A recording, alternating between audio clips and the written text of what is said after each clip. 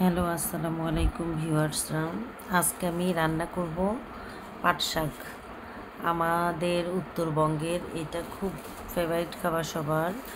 আগে পাট শাক কিন্তু এক টাইমে পাওয়া যেত, এখন হলো 12 মাস পাট শাক পাওয়া যায়। এটা হলো সবাই বলে তিতা টাইপের, কিন্তু আসলে তিতা না, একটু কষ কষ কষ আছে। আর একগুলো আছে ওগুলো কেমন জানি বড় বড় পাতাগুলো, ওগুলো না আমরা খাই না।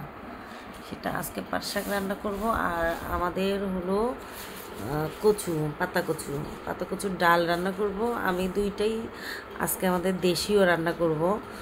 উত্তরবঙ্গে গাইবান্ধা, রংপুরে এই দুইটা খুব পছন্দ।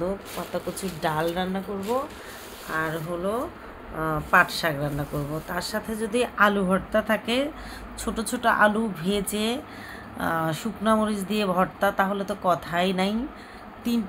তিনটা দিয়ে যদি কেউ খায় তাহলে মাথা খারাপ হয়ে যাবে। আমাদের এলাকায় আগে দেখতাম যে 3টে পাট শাক, কচুর ডাল, পাতা কচুর ডাল আর হলো আলু ভর্তা।